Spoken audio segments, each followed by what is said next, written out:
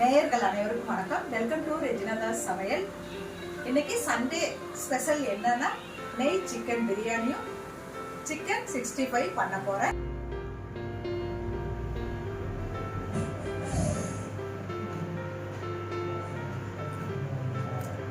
சூப்பரா இருக்குங்க, நல்லா வந்திருக்கு பிரியாணி.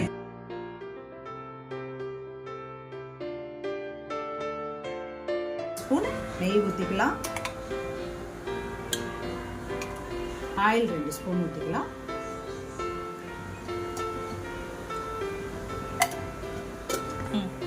பாருங்க, ஏலக்காய், பட்டை, லவங்கம், கல்பாசி, சோம்பு, பாருங்க ஸ்டார் பூ, பிரியாணி இலை இதெல்லாமே வச்சிருக்கேன். இப்போ இதில் போட்டுடலாம்.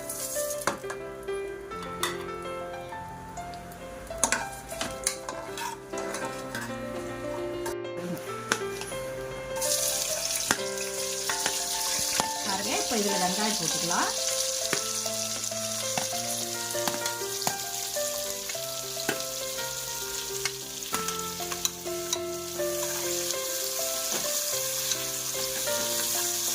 ஒரு 300 கிராம் வெங்காயம் போட்டுக்கலாம். இதுக்கு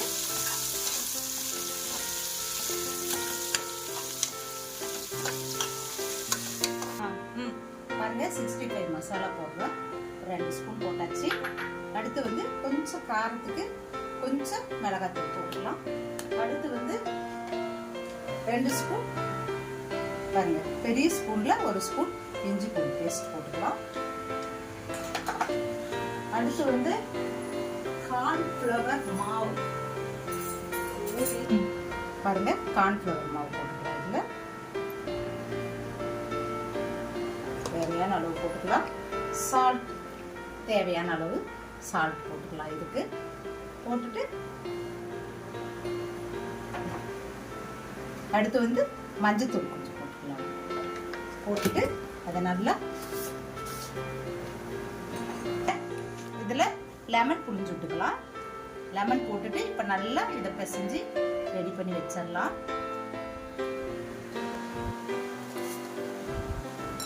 நல்லா இப்போ மிக்ஸ் பண்ணிக்கலாங்க. மிக்ஸ் பண்ணி நல்லா ஒரு 10 நிமிஷம் 15 நிமிஷம் நல்லா ஊற வச்சிடலாம். மிக்ஸ் பண்ணி பாருங்க, 4 பச்சை மிளகாய் போட்டுக்கலாம். இதில் போட்டு அடுத்து வந்து 2 ஸ்பூன் இஞ்சி பூண்டு பேஸ்ட் போட்டுக்கலாம். பாருங்க 2 ஸ்பூன் இஞ்சி பூண்டு பேஸ்ட். இதில் வந்து பட்டை, லவங்கம், ஏலக்காய் எல்லாம் போட்டு இதுலேயுமே கொஞ்சம் போட்டு எல்லாம் அரைச்சிருக்கேன்.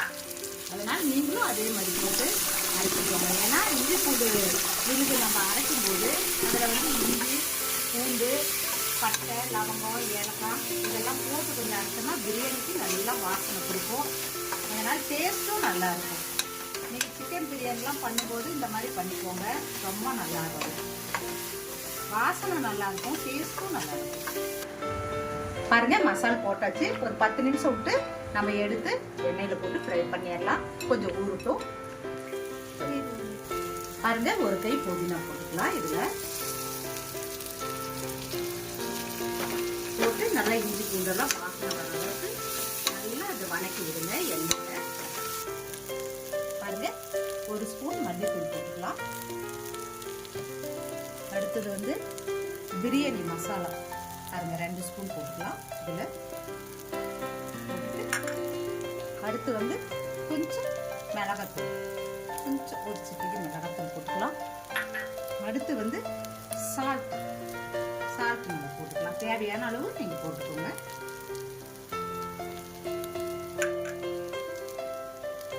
அடுத்து வந்து தக்காளி, ஒரு 4 தக்காளி பழம் அரிஞ்சு வச்சிருக்கேன், அது போட்டுக்கலாம். 1 கப் தயிர் பாருங்க, 1 கப் தயிர் போட்டுக்கலாம்.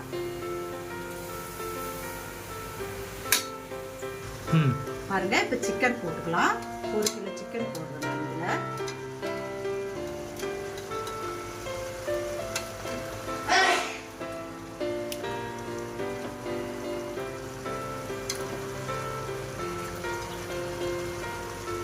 1 கிலோ சிக்கன் போட்டிருக்கேன். இதில் பாருங்க நல்லா போட்டு இந்த மசாலில் இது நல்லா கிளறி விட்டுக்கோங்க.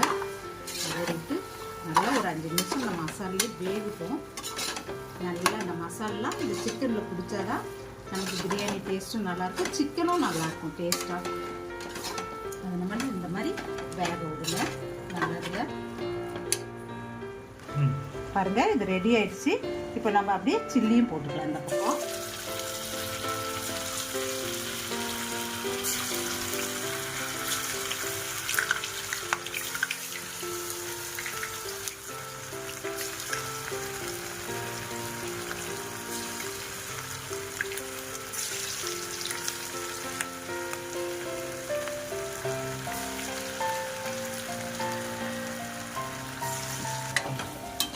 இது மசாலாவில் சிக்கன் வெந்துட்டு பிரியாணிக்கு கொஞ்சம் நல்லா வேக விட்டுட்டு அப்புறமா நம்ம அரிசி போடலாம். அப்போ தான் மசாலா அதில் பிடிக்கும் நல்லா. அந்த பக்கம் சில்லி போட்டாச்சு, இந்த பக்கம் வெந்துட்டு கொஞ்சம் வேகட்டும் நல்லா.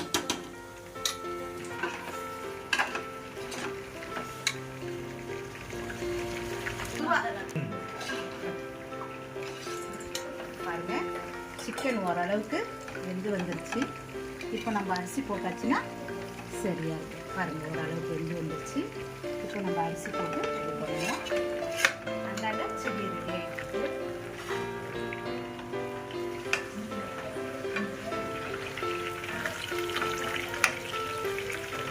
சில்லி நல்லா ஃப்ரை ஆகிட்டு பாருங்க. 1/2 கிலோ அரிசி பாஸ்மதி அரிசி ஊற வச்சுருக்கேன். இப்போ நம்ம அதில் போட்டுக்கலாம். வாங்க பாருங்க இதில் போடலாம்.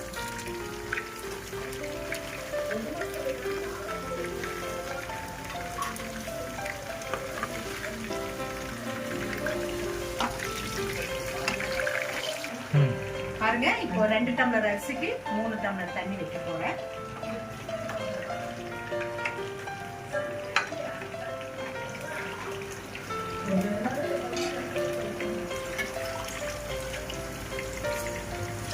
மூணு டம்ளர் தண்ணி ஊற்றி இருக்கிறத. ஏன்னா 2 டம்ளர் அரிசினா 3 டம்ளர் தண்ணி ஊற்றினா போதும் பாஸ்மதி ரைஸ்க்கு. பாருங்க இப்போ இது கிளறி விடுறேன்.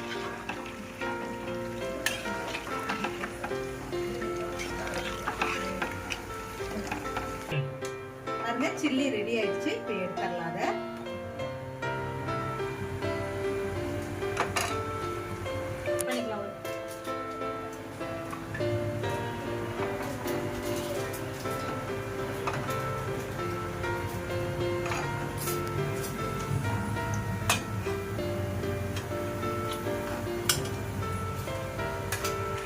பாருங்க எல்லாம் ரெடி பண்ணி தண்ணியெல்லாம் ஊற்றியாச்சு, அளவு தண்ணி. இப்போ என்ன பண்ணுறோன்னா நல்லா லெமனை 1/2 லெமன் புளிஞ்சு விடலாம். புளிஞ்சு விட்டுட்டு லெமன் புளிஞ்சு விட்டிங்கன்னா சாப்பாடு நல்லா டேஸ்ட்டாக நல்லா இருக்கும். அதனால் லெமன் புளிஞ்சு விட்டுருங்க லாஸ்ட்டாக. அடுத்தது வந்து கொத்தமல்லி தண்ணி போட்டுக்கலாம். போட்டுட்டு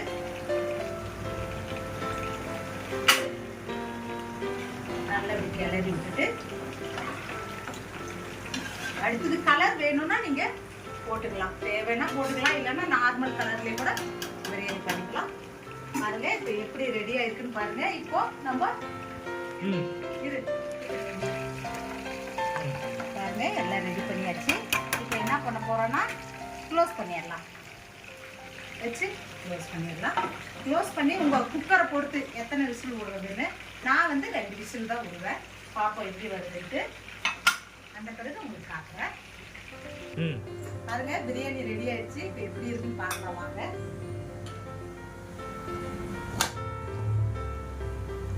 பாருங்க பிரியாணி ரெடி ஆயிடுச்சு.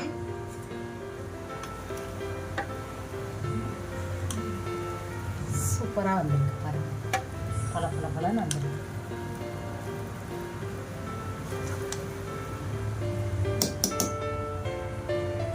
பாருங்க தட்டில் போட்டுக்கலாம்.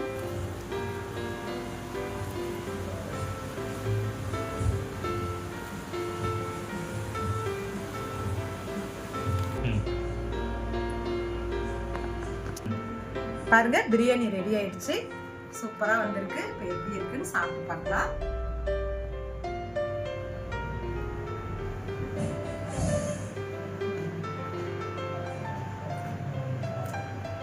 சூப்பராக இருக்குங்க. நல்லா வந்துருக்கு பிரியாணி. நீங்களும் இதே மாதிரி செஞ்சு பாருங்க. நல்லா இருக்கு. நல்லா நெய் போட்டு செஞ்சதுனால சூப்பர் டேஸ்ட் நல்லா வந்திருக்கு. நீங்களும் வீட்டில் இதே மாதிரி செஞ்சு பாருங்க. நன்றி, வணக்கம்.